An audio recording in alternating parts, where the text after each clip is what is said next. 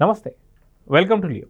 మనతో ఉన్నారు senior journalist Kanakadurga Vadlamani గారు. మేడం నమస్తే. మనం చూసుకుంటే సజ్జల శ్రీధర్ రెడ్డికి రిమాండ్ విధించింది అని చెప్పేసి తెలుస్తుంది. అయితే అసలుకి గతంలో మనం చూసుకుంటే ఒక్కొక్కరు ఒక్కొక్క రకమైన స్టోరీ చెప్పారు. ఏంటంటే నేను ఎంపీని, నేను ఏదైనా ఉంటే పార్లమెంటు స్థాయికి మాత్రమే పరిమితం, కానీ రాష్ట్రంతో నాకు ఎటువంటి సంబంధం లేదని చెప్పేసి మిథున్ రెడ్డి అన్నాడు. కసిరెడ్డి రాజు వచ్చేసి నేను ఐటీకి సంబంధించినటువంటి ఒక అడ్వైజర్ను మాత్రమే, ఏది నుండి నాకు దాంట్లో సంబంధాలు ఉండాలి కానీ లిక్కర్తో నాకు ఎటువంటి సంబంధం లేదని చెప్పి మాట్లాడాడు. అదేవిధంగా చూసుకుంటే డిప్యూటీ సీఎంగా ఉన్నటువంటి ఒక నారాయణ స్వామి కావచ్చు, అదేవిధంగా ఎక్సైజ్ మినిస్టర్ కూడా అతనే, కానీ ఆయన పూర్తి పాత్రధారి కావచ్చు, సూత్రధారి కావచ్చు, ఆయనే కావాలి, కానీ ఆయనకి ఎటువంటి దీంట్లో ఎక్కడా కూడా ఆయనకి కనెక్షన్ లేదని చెప్పి మనకు అర్థమవుతూ వస్తుంది. విజయసాయిరెడ్డి వచ్చేసి A2 కేసుల్లో ఉన్నాడు, అది కూడా పార్టీలో కూడా A2గా ఉన్నాడు. అప్పుడు ఆయన వచ్చేసి నాకు దీంట్లో కూడా రూపాయి కూడా సంబంధం లేదని చెప్పి మాట్లాడతారు. సో మొత్తానికి ఇప్పుడు ఒక్కొక్కటిగా ఎవరెవరు ఎంత తీసుకున్నారు, ఎలా తీసుకున్నారు, ఏంటి అనేది మాత్రం ఒక్కొక్కటి బయటపడుతుంది.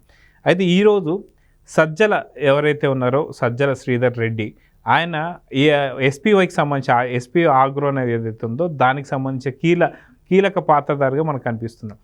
అదేవిధంగా చూసుకుంటే SPY రెడ్డి ఎవరైతే ఉన్నారో వారి కూతురు చేసుకున్నందుకు ఈయన SPY రెడ్డి అల్లుడు కాబట్టి ఈయనకి ఆ యొక్క సంస్థల్లో ఒక భాగంగా తీసుకున్నాడని చెప్పి కొన్ని వార్తలు అయితే వినిపిస్తున్నాయి. మొత్తానికి సజ్జల శ్రీధర్ రెడ్డి జగన్కి వెన్నుపోటు పొడవబోతున్నాడా, పూర్తిగా కక్కబోతున్నాడా అంటే ఏమంటారు? మీరు సజ్జల అంటే అందరూ సజ్జల రామకృష్ణారెడ్డి అనుకుంటున్నారు, సజ్జల శ్రీధర్ రెడ్డి. అయితే మీరు అసలు ఇందులో ఉండే ఇన్వాల్వ్మెంట్స్ విన్నారంటే మనం కళ్ళు తిరిగి పడిపోవాలి. అంటే ఒకసారి చాలా ఇంపార్టెంట్ కదా ఇది, ఆ పాత్రధారులు వాళ్ళ టాస్క్ వివరాలు ఏంటి అనేది. అంటే మొత్తం లిక్కర్ స్కామ్లో ఎవరెవరు ఏ పాత్రలు పోషించారు, ఎట్లా దీన్ని వాళ్ళు అంటే షేర్ వేశారు, అసలు నెట్వర్క్ విన్నారంటే మీరు ఆశ్చర్యపోతారు. అసలు ఒక సినిమా తీయచ్చు, ఒక రామ్ గోపాల్ వర్మ సినిమా తీశాడు అనుకోండి, అది బాగుంటుంది, ఆయనే విలన్గా పెట్టచ్చు, మనం బాగా సూట్ అవుతాడు. కాకపోతే ఏంటంటే ఒక్కసారి ఇది ఎందుకు చదువుతున్నానంటే ప్రజలకు తెలియాలి, లేకపోతే ఇన్నిసార్లు మనం మాట్లాడుకోకర్లా. ఇదేంటంటే వైఎస్ జగన్మోహన్ రెడ్డి ముఖ్యమంత్రి, ఈయన లిక్కర్ కుంభకోణం సొమ్ము మొత్తం చేరింది వీరి ఇంటికేట. ఓకే, తర్వాత కసిరెడ్డి రాజశేఖర్ రెడ్డి, ఈయన రాజ్ కసిరెడ్డి అంటారు కదా, ఐటీ సలహాదారులు. ఈయన ముడుపులు వసూళ్ల చేరవేత, అంటే సాయంకాలం కలెక్ట్ చేసి, మీకు తెలుసు కదా, పొద్దున్నే ఒకడు అప్పిస్తాడు 110 రూపాయలు, సాయంకాలం మళ్ళీ 100 రూపాయలు వసూలు చేసుకుంటాడు, దాన్ని మళ్ళీ 10 రూపాయలు ఎవరికి ఇవ్వాలో వాడికి ఇస్తుంటాడు అట్లా. తర్వాత పెద్దిరెడ్డి మిథున్ రెడ్డి ఎంపీ, కృష్ణమోహన్ రెడ్డి జగన్ రెడ్డి వద్ద OSD, ధనుంజయ రెడ్డి సీఎంకి కార్యదర్శి, విజయసాయిరెడ్డి గారు గత ఎంపీ, గోవిందప్ప బాలాజీ ఈయన డైరెక్టర్ భారతీ సిమెంట్స్, తర్వాత భారతి గారికి చాలా నమ్మిన బంటి వీరు, తర్వాత మీరు చెప్పిన Sajjala Sridhar Reddy SPY agro industries యజమాని ఈయన, తర్వాత ముడుపుల ద్వారా వచ్చిన మొత్తం మళ్లింపు తరలింపులో కీలక పాత్ర, మనీ లాండరింగ్, హవాలా, బంగారం లేదా బులియన్ ఖాతాల్లోకి బదలాయింపు, తర్వాత మద్యం సిండికేట్ సభ్యుల సన్నిహితుల మిత్రులకు చెందిన స్థిరాస్తి కంపెనీలు ఇతర వ్యాపార సంస్థల ఖాతాల్లోకి డబ్బు పంపించటం. అంటే అసలు మీరు వింటుంటే మీకే ఆశ్చర్యంగా ఉంటుంది. తర్వాత ముంబై, ఢిల్లీలోని ఆర్గనైజ్డ్ హవాలా నెట్వర్క్ల ద్వారా లిక్కర్ సిండికేట్ సభ్యులకు చెందిన షెల్ కంపెనీల్లోకి డబ్బులు పంపడం. తర్వాత వాసుదేవరెడ్డి APSBCL MD, ఈ స్కామ్ కోసం ఆయన డెప్యుటేషన్ మీద వచ్చారు. సత్యప్రసాద్ ఈయన అంతే, APSBCL ప్రత్యేక అధికారి, ఎంత ఇండెంట్లు పెట్టాలో డిపో మేనేజర్లకు ఈయన ఆదేశం ఇచ్చేవాళ్ళ. తర్వాత బూనేటి చాణక్య కసిరెడ్డి సన్నిహితుడు ఈయన, కసిరెడ్డి చెప్పినట్లు ఇండెంట్లు తయారీ, ఎంత ముడుపులు చెల్లించాలో, ఎవరికి చెల్లించాలో కంపెనీలకు ఆదేశం ఇచ్చేవాడు. తర్వాత అవినాష్ రెడ్డి, మీరు అవినాష్ రెడ్డి అంటే అవినాష్ రెడ్డి కాదు, ఈయన కసిరెడ్డి తోడల్లుడు. ఈయన హైదరాబాద్లో ఉన్న లిక్కర్ కంపెనీల నుంచి వసూళ్ల బాధ్యత, ముంబై, ఢిల్లీలోని హవాలా నెట్వర్కులు, డొల్ల కంపెనీలు, స్థిరాస్తి సంస్థలు, బంగారు దుకాణాలు, ఇతర కంపెనీల ఖాతాల్లోకి ముడుపుల సొమ్ము మళ్లించి అక్కడి నుంచి మళ్ళీ వాటిని తీసుకుని, మీకు అర్థమైందా, ఇవన్నీ డొల్ల కంపెనీలు కాబట్టి ఇవ్వడం మళ్ళీ తీసుకోవడం, ఇస్తున్నమ వైనం పుచ్చుకుంటున్నమ వైనం. సో దాన్ని రాజ్ కసిరెడ్డికి చేరవేయడంలో ప్రధాన పాత్ర పోషించాడు. అదే విధంగా ఇందులో ఇంకా ప్రధాన పాత్ర పోషించిన వాళ్ళు దిలీప్, కిరణ్ కుమార్ రెడ్డి, సైఫ్ అనేవాళ్ళు. తర్వాత last and not least Anusha, ఈవిడ డేటా ఎంట్రీ ఆపరేటర్. ఈవిడ డ్యూటీ ఏంటంటే డిపార్ట్మెంట్లో జరుగుతున్న మద్యం విక్రయాలు ఆ డేటా మొత్తం కసిరెడ్డికి అంటే సాయంకాలం అయ్యేసరికి అందిస్తుంది అనమాట. అంటే ఇవి మనకి తెలుసున్న అంటే సర్ఫేస్ లెవెల్లో మనకి కళ్ళకు కనిపిస్తున్న పాత్రలు ఇవి. కనిపించిన పాత్రధారులు ఎంతమంది ఉన్నారు అంటే దీన్ని మొత్తం అమలు చేయడంలో ఒక పెద్ద నెట్వర్క్. మనం సినిమాల్లో మంచి మంచి విలన్స్, డెన్నులు, తర్వాత ఒకడేమో అక్కడ లిక్కర్ తయారు చేస్తూ ఉంటాడు, మనం చూస్తాం కదండి. మీకు మొత్తం అలా ఒక పిక్చర్ వచ్చేస్తుంది ఇందులో. సో ఇందులో ఇవాళ మీరు చెప్పినట్టు సజ్జల శ్రీధర్ రెడ్డి గారు అరెస్ట్ అవ్వడం, నాకు గుర్తులేదు, మర్చిపోయాను, ఆ 3 డైలాగ్స్ చెప్పటం, ఆ చెప్పిన దానికి అయినా కూడా పాపం ఆయన్ని రిమాండ్కి పంపించారు. మరి మీలాంటి వాళ్ళు వినిపించుకోకుండా, ఎందుకంటే మీ దగ్గర ఆధారాలు ఉన్నాయి కాబట్టి. మీరు మాకు గుర్తులేదు అన్నప్పుడల్లా అసలు నెత్తి మీద ఒక టప్పున వేయాలి, సినిమాల్లో లాగా ఒక టప్పున ఒకటి వేస్తే మళ్ళీ ఆయనకి జ్ఞానం వచ్చేస్తుంది. కానీ ఎందుకని మరి సిట్టు వాళ్ళును వీళ్ళు చెయ్యట్లేదు అలాగా. అయితే మనం చూసుకుంటే జగన్మోహన్ రెడ్డికి సంబంధించి లిక్కర్ స్కామ్ ఒకటే కాదు, అది కాక లిక్కర్ స్కామ్లో దాదాపు ఇప్పటికే ఒక 4,000 కోట్లు దేశం దాటించారని చెప్పి ఒక రకమైనటువంటి ఒక వార్తలు వినిపిస్తుంటే, అదే కాకుండా దాదాపు ఈ యొక్క లిక్కర్ స్కామ్లోనే మినిమం ఎట్లయినా సరే ఒక 2 లక్షల కోట్లు అయితే స్కామ్ జరిగిందని అయితే అంటున్నారు. సో ఇప్పుడు ఏపీ ప్రజలు ఎవరైతే ఉన్నారో వాళ్ళు చాలా దీర్ఘంగా ఆలోచిస్తుంది ఏంటంటే లాస్ట్ బెనిఫిషియరీ ఎవరు అనేది ఒకటైతే, రెండోది మా డబ్బులు తీసుకొని మా ముందే వీళ్ళు కొట్లాడుకోవడం. ఏదైతే వాళ్ళు డబ్బులు తీసుకున్న తర్వాత ఏపీ ప్రజల దగ్గర నుంచి ప్రతి ఒక్క రూపాయి కూడా అది ఏపీ ప్రజలకు సంబంధించిందే. వీళ్ళు ప్రజల ముందే వచ్చేసి ఒకడేమో బట్టేవాజ్ అంటే ఒకడేమో బట్టలు ఇప్పేస్తా అంటాడు, ఇంకోటేమో నేను బోసుడీకేనా అని చెప్పేసి అంటారు. సో ఈ యొక్క వాతావరణాన్ని ఎలా చూడాలంటారు? అంటే మామూలుగా తాగాక ఇవన్నీ జరుగుతాయి. ఒక మనిషి తాగాక అతనిలో ఉండేదంతా బయటకు వస్తుంది అంటారు. అంటే లోపలి దాన్ని ఏమనాలి, అంతర్గతం ఏదైతే ఉంటుందో అది. కానీ ఇక్కడ వీళ్ళు తాగకుండా ఆ డబ్బు లిక్కర్ మనీ తిన్నారు కాబట్టి వీళ్ళు ఓపెన్గా కొట్టుకుంటున్నారు అన్నమాట. లిక్కర్ సొమ్ము ఏదైతే ఉందో ఆ సొమ్ము వాసనకి వీళ్ళకి ఎక్కుతుంది, కిక్ ఎక్కుతుంది. ఆ కిక్ ఎక్కి నువ్వెంత, నీ బతుకెంత, నువ్వు నా పేరు చెప్తావా అనే స్థాయికి, అంటే ఒక వీధి కొట్లాట స్థాయికి వీళ్ళు వచ్చేసారు. అంటే మనిషిలోని నిజస్వరూపం మీరు ఇక్కడ చూస్తున్నారు. అంటే వాళ్ళు యాక్చువల్గా వీధి మనుషులే. వీధి మనుషుల్ని ప్రజలు తెలియక పెద్ద మనుషుల్ని చేశారు.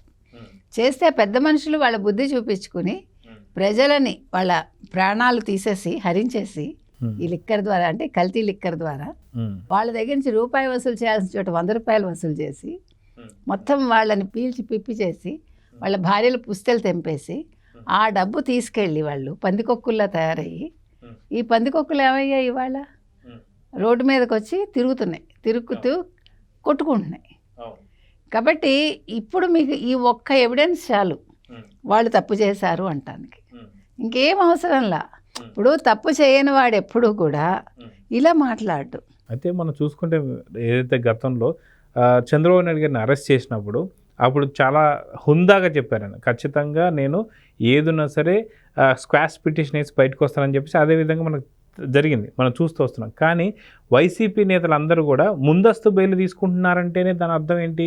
ఖచ్చితంగా మేము తప్పు చేసాం, దీనికి తగిన ఆధారాలకి ఏదైనా సరే దాన్ని మభ్యపెడతానికి ఏదైనా చేస్తా ఉన్నట్టుగా మనం అర్థం చేసుకోవాలి. అదేవిధంగా చూసుకుంటే మిథున్ రెడ్డి ఈ కేసులో అసలుకి ఎటువంటి కేసు ఇంకా నమోదు కాకముందే ఏమంటారనమాట, లేపి తండించుకున్నట్టుగా ఈ కేసు స్టార్ట్ అవ్వడానికి మొదలుపెట్టింది మిథున్ రెడ్డి కింద అని చెప్పి అనుకోవచ్చు. దాంతో రాజకాస్ రెడ్డి, అసలుకి అప్పటిదాకా మనకు పేరు తెలియంది ఎవరైతే ఉన్నారో విజయసాయి రెడ్డి కూడా చెప్పారు ఏమని, ఖచ్చితంగా దీనికి కర్త కర్మకి రాజకాస్ రెడ్డి అని. సో ఇలాగా ఒక్కొక్కరి పేర్లు బయటికి రావడాన్ని ఎలా చూడాలంటారు? మీరు చెప్పినట్టుగా గుమ్మడికాయల దొంగ అంటే ప్రతివాడు భుజాలు తడుకుంటున్నాడు. తప్పు చెయ్యనప్పుడు మనిషి ధైర్యంగా చంద్రబాబు నాయుడు గారి లాగా చెప్తారు. మీకు చంద్రబాబు నాయుడు గారు ఎందుకు నచ్చారంటే చాలామందికి ఆయన ఇలాంటివన్నీ చేయరు కాబట్టి.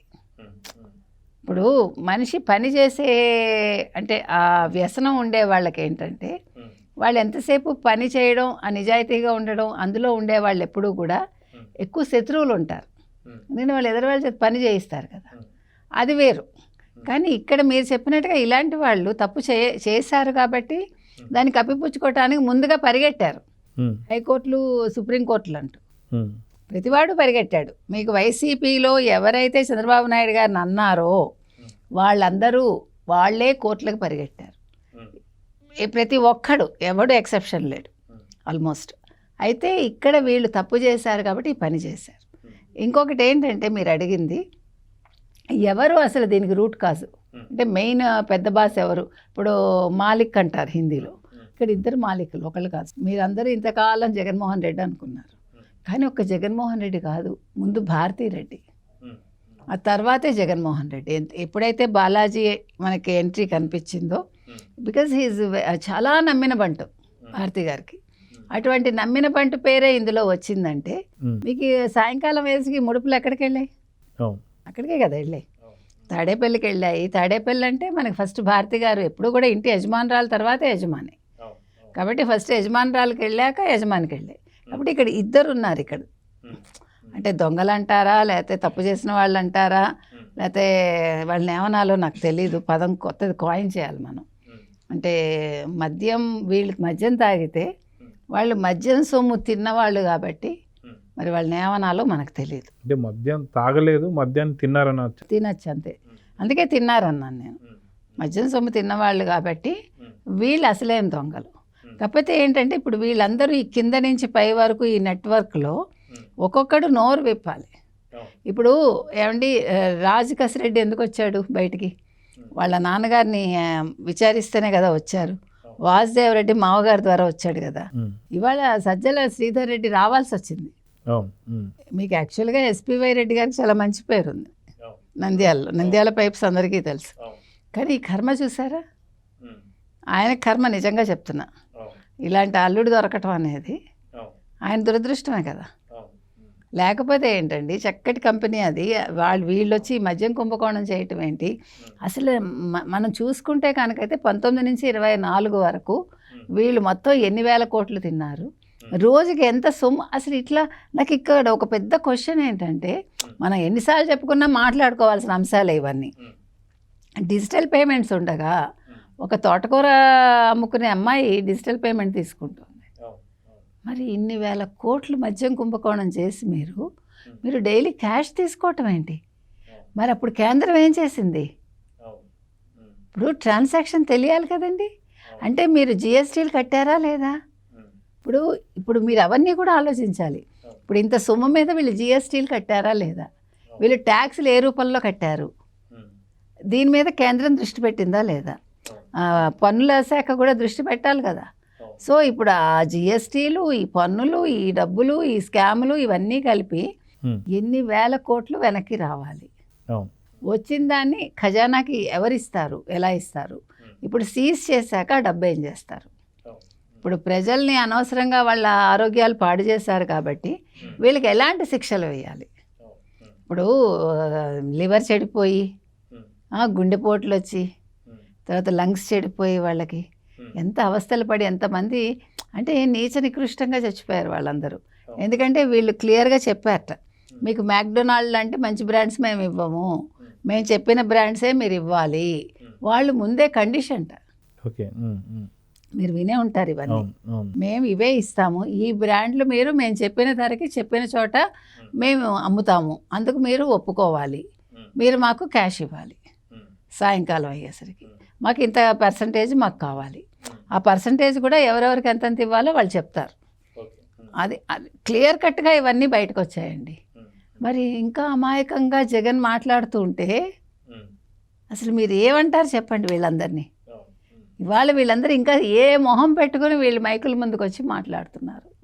ఇది మీరు ప్రజల్లోకి తీసుకెళ్ళాలి.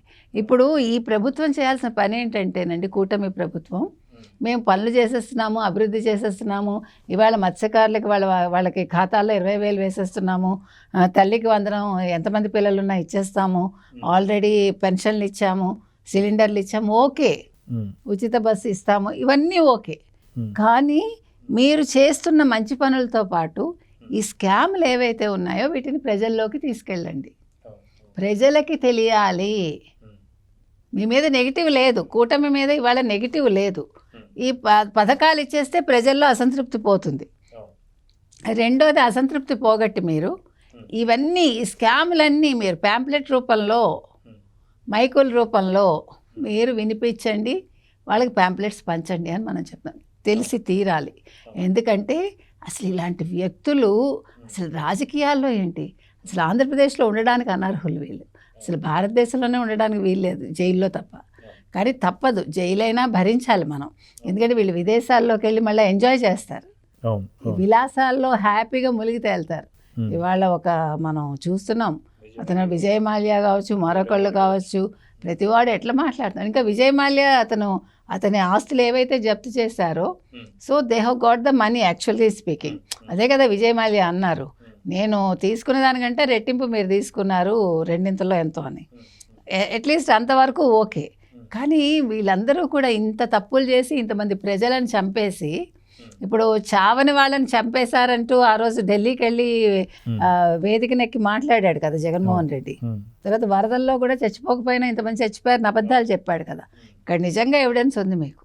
కాబట్టి ఇప్పుడు జగన్మోహన్ రెడ్డిని ఏం చేయాలి, ఎట్లా పట్టుకోవాలి, భారతీరెడ్డి గారికి ఎంత ఇన్వాల్వ్మెంట్ ఉంది, ఆవిడ కూడా ఇందులో ఉన్నారా లేదా, ఆవిడ కూడా నిందితురాలా కాదా చూసి అందరినీ కలిపి ఒక సెల్లులో వేస్తారా, విడివిడిగా వేస్తారా. ఇప్పుడు పాపం వల్లభనేని వంశీ అడిగారు కదా, నాకు మా వాళ్ళందరినీ నా సెల్లులోనే వెయ్యండి, నాకు కొంచెం తోడు కావాలి అని. అందుకని తోడుగా వీళ్ళని ఉంచుతారా, మళ్ళీ తోడుగా ఉంచడం వల్ల మళ్ళీ ఈ బుర్రలన్నీ కలిసి అన్న వక్రబుద్ధికి వెళ్తాయా. అందుకని ఎక్కడ వేయాలి, ఇవన్నీ కూడా ప్రభుత్వం కూడా ఆలోచించాలి. సో చూద్దామండి, ఖచ్చితంగా ఏదైతే ఈ స్కామ్లో అతి తొందరగా పెద్ద తిమింగలాలు అయితే పట్టుకోవాలని కోరుకుందాం. నమస్తే. Please subscribe to Leo News for more videos.